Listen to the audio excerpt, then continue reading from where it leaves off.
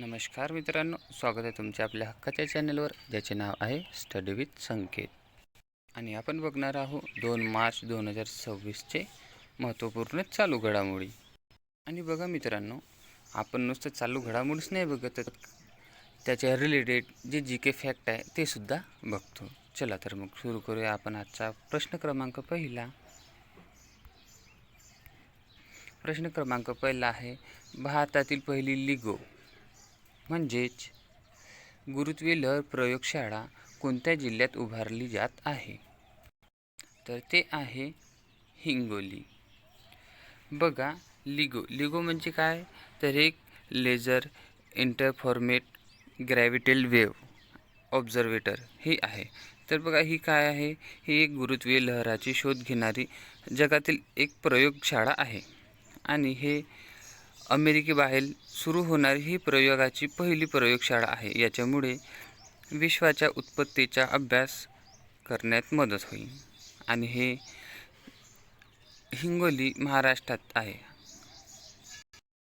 आणि बघा, हिंगोलीमधील जे प्रसिद्ध स्थान आहे ओढा नागनाथ, येथे हे उभारल्या जाणार आहे. चला तर मग आपण काही महत्त्वाचे जी के फॅक्ट बघूया. बघा, हिंगोली जिल्ह्यातील ओढा नागनाथ येथे ही जगातील तिसरी आणि भारतातील पहिली प्रयोगशाळा उभारली जात आहे. हिंगोली विशेष बघितलं तर हिंगोली हे कशासाठी प्रसिद्ध आहे? तर ओढा नागनाथ, जे या 12 ज्योतिर्लिंगापैकी एक आहे. आणि याची स्थापना 1 मे 1999 रोजी परभणी जिल्ह्यातून झाली आहे. आणि इथे मुख्य नद्या कयाधू ही इथली मुख्य नदी आहे. चला आता आपण प्रश्न क्रमांक 2 बघूया. आशिया इकॉनॉमिक डायलॉग 2026 ही परिषद कोणत्या शहरात पार पडली आहे? तर ही पुणे इथे पार पडली आहे. तर बघा, याचे आयोजन जे आहे ते भारताचे परराष्ट्र मंत्रालय आणि पुणे इंटरनॅशनल सेंटर यांनी केले होते. तर याच्यामध्ये जागतिक व्यापार, पुरवठा साखळी आणि आर्थिक धोरणावर चर्चा झाली आहे. चला, आपलं उत्तर पुणे आलं आहे. तर आपण पुणेबद्दल थोडेसे जी के फॅक्ट बघून घेऊया. बघा, पुण्याचे टोपण नाव म्हटलं तर विद्येचे माहेरघर आणि पूर्वेकडील ऑक्सफर्ड म्हणून ओळखले जाते. तसेच इथली पुण्यातील NIV म्हणजे नॅशनल इन्स्टिट्यूट ऑफ व्हायरोलॉजी आणि CDAC या महत्त्वाच्या संस्था आहे. तर पुणे ही पेशव्यांची राजधानी होती. आता आपण प्रश्न क्रमांक 3 बघूया. भारतीय नौदलात नुकतीच सामील झालेली INS अंजदीप ही नौकायान कोणत्या प्रकारची आहे?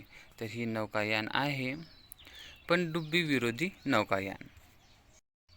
बघा, ही एक anti submarine warfare shallow watercraft आहे.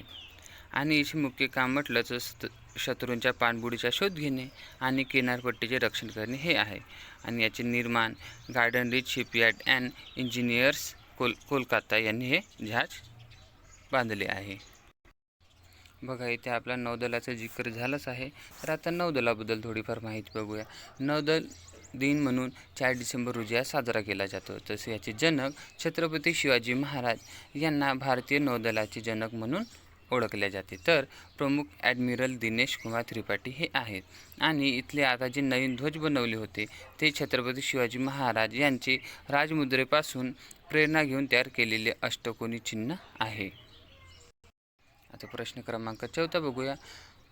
धर्म गार्जन 2026 हा संयुक्त लष्करी सराव भारत आणि कोणत्या देशादरम्यान पार पडला आहे? तर बघा, जपानसोबत आपला हा धर्म गार्जन युद्धाभ्यास होतो. आणि आता आपण थोडेफार युद्धाभ्यास बघून घेऊया. बघा, दोस्ती हा भारत आणि श्रीलंका यांच्यामध्ये होतो. तर नाही, दोस्ती हा भारत, श्रीलंका आणि मालदीव यांच्यामध्ये त्रिपक्षीय सराव आहे. तसेच डेझर्ट सायक्लोन 2 हा भारत आणि संयुक्त अरब अमिरात यांच्यामध्ये होतो. आणि सूर्यकिरण युद्ध अभ्यास हा भारत आणि नेपाळ, तर ऑसिंडेक्स हा भारत आणि ऑस्ट्रेलियामध्ये होतो. तसंच विम्बेक्स हे भारत आणि व्हिएतनाम यांच्यामध्ये होतं. आणि अजय वॉरियर कोंकण हे भारत आणि ब्रिटन यांच्यामध्ये होत असते. तसेच मित्रशक्ती हा भारत आणि श्रीलंका यांच्यामध्येच, तसेच स्लिनेकसुद्धा याच्यामध्ये आहे. आणि समुद्रशक्ती हा भारत आणि इंडोनेशिया, तर जेलेस्टॉर्म हे रशिया आणि भारत यांच्यामध्ये होत असतो. त्याच्यानंतर प्रश्न क्रमांक 5 आहे, खेलो इंडिया विंटर गेम 2026च्या पदक तालिकेत कोणत्या संघाने प्रथम क्रमांक मिळवलेला आहे? तर ते आहे भारतीय लष्कर म्हणजेच इंडियन आर्मी. बघा, खेलो इंडियाची सुरुवात कधी झाली होती? 2018पासून झाली होती आणि याचे मुख्यालय दिल्ली इथे, नवी दिल्ली इथे आहे. तसेच याचे उद्देश तळागाळातील खेळाडूंना ऑलिम्पिकसाठी तयार करणे हा याचा मुख्य उद्देश आहे. प्रश्न क्रमांक 6 बघितलं तर रेल्वे मंत्रालयाने मालवाहतूक सुलभ करण्यासाठी कोणती नवीन डिजिटल प्रणाली सुरू केलेली आहे? तर ती आहे ERCT. बघा, ERCTचे पूर्ण नाव बघितले तर ते आहे रेल्वे क्लेम्स ट्रिब्युनल हे त्याचे नाव आहे. आणि याच्यामुळे कोणते फायदे होणार आहे? तर बघा, रेल्वे अपघातात बळी पडलेल्या व्यक्तींना किंवा मालवाहतुकीत नुकसान झालेल्या व्यापाऱ्यांना आता ऑनलाईन पद्धतीने नुकसान भरपाईसाठी अर्ज करता येईल. याच्यामुळे भ्रष्टाचाराला आळा बसणे आणि काम वेगाने होईल, याच्यासाठी हे सुरू केलेले आहे. आपण आता रेल्वेबद्दल थोडीफार माहिती बघून घेऊया. पहिली रेल्वे कधी सुरू झाली? तर 16 एप्रिल 1853मध्ये मुंबई ते ठाणे. आणि हे किती चालली होती? 34 किलोमीटर. बघा, बोरी बंदर हे मुंबईमध्ये आहे. आणि पहिली विद्युत रेल्वे बघितलं तर ते 1925मध्ये डेक्कन क्वीन या नावाने हे मुंबई ते पुणे इथे चालली होती. तसेच पहिले मेट्रो रेल्वे म्हटलं तर कोलकाता इथे 1984मध्ये सुरू झाली. आणि भारतातील पहिली खाजगी रेल्वे स्टेशन ते हबीबगंज आहे. आणि याचे आताचे नाव बघितलं तर राणी कमलापती स्टेशन हे झालेले आहे. रेल्वे बोर्डचे पहिले अध्यक्ष क्लेमेंट हिंडले, तर रेल्वे बोर्डची पहिली महिला अध्यक्ष, खूप महत्त्वाचं आहे मित्रांनो हे, पहिली बोर्ड महिला अध्यक्ष व CEO ही जया वर्मा सिन्हा हे आहे. चला तर प्रश्न क्रमांक 7 बघूया.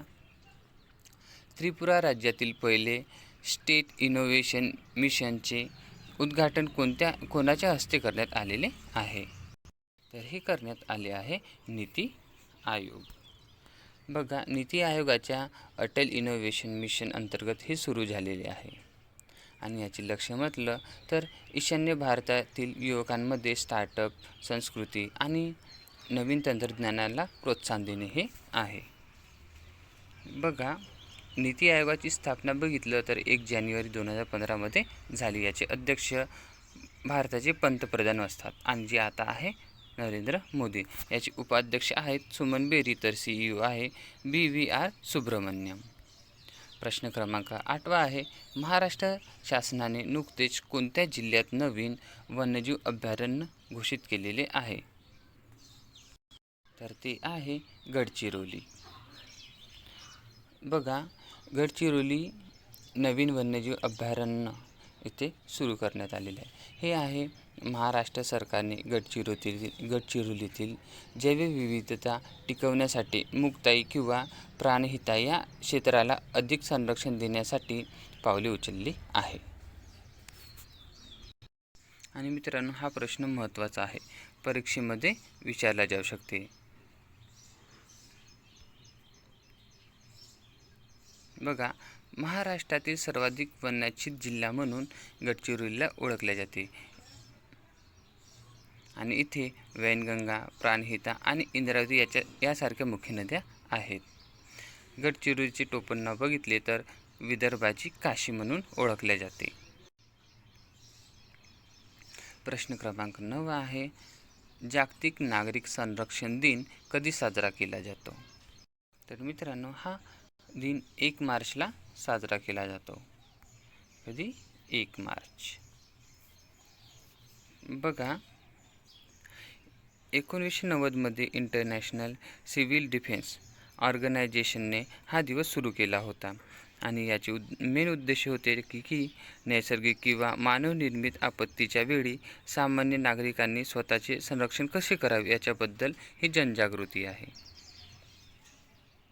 आता बघूया फेब्रुवारी महिन्याचे काही दिवस झाले आहे ते 1 फेब्रुवारीला भारतीय तटरक्षक दिन म्हणून साजरा केला जातो. तसेच 4 फेब्रुवारीला जागतिक कर्करोग दिन म्हणून साजरा केला जातो. तर 10 फेब्रुवारीला जागतिक कडधान्य दिन मनवले जाते आणि 13 फेब्रुवारीला जागतिक रेडिओ दिन तसेच त्याच्यासोबत राष्ट्रीय महिला दिनसुद्धा साजरा केला जातो. आणि 19 फेब्रुवारीला छत्रपती शिवाजी महाराज यांची जयंती साजरी होत असते आणि 27 फेब्रुवारीला मराठी भाषा गौरव दिन म्हणून मनवला जातो. तर 28 फेब्रुवारीला राष्ट्रीय विज्ञान दिन साजरा केला जातो. त्याच्यानंतर प्रश्न क्रमांक 10 आहे 2026च्या 6व्या पिढीतील स्कायटिंग मिसाईलसाठी भारताने कोणत्या देशासोबत करार केला? बघा मित्रांनो, आपण ह्या 1-2 दिवसामध्ये शिकलो होतो की स्कायटिंग मिसाईल हे कोणी निर्माण केली आहे, तर ते इस्रायल. आता इस्रायलसोबत भारताच्या या मिसाईलसाठी करार झालेला आहे. बघा, स्कायटिंग हे 6व्या पिढीतील म्हणजे 6th जनरेशनची मिसाईल आहे. ते दिसायला अतिशय लहान असते पण त्याची मार अचूक असतो आणि ते रडारला चकवा देण्यासाठी क्षमता यात आहे. याच्यामध्ये इस्रायलसोबत या संरक्षण तंत्रज्ञानासाठी मोठा करार झालेला आहे. तर आपण थोडीफार इस्रायलबद्दल माहिती बघून घेऊया. इस्रायलची राजधानी बघितलं तर येरुशलम. इथले प्रधानमंत्री आहेत बेंजामिन नेतन्याहू. तर इथली मुद्रा आहे इराणी शेकेल. इथे अधिकारिक भाषा म्हणून हिब्रू बोलल्या जाते. तर भारताचे हेरॉल्ड ड्रोन याचासुद्धा करार झालेला आहे. बघा, भारतीय सीमांच्या देखरेखीसाठी इस्रायलचे हेरॉल्ड आणि सर्चर ड्रोन याचा वापर केला जातो. तसेच भारतीय सैनिकांसाठी इस्रायलकडून हजारो आधुनिक लाईट मशीन गन खरेदी केल्या आहेत. तर बघा मित्रांनो, इथे आपले प्रश्न संपले आहे. आता आपण भेटूया उद्या पुन्हा. बाय. शिकवताना काही चूक झाली असेल तर क्षमा करावी आणि चॅनलला सबस्क्राईब नक्की करा.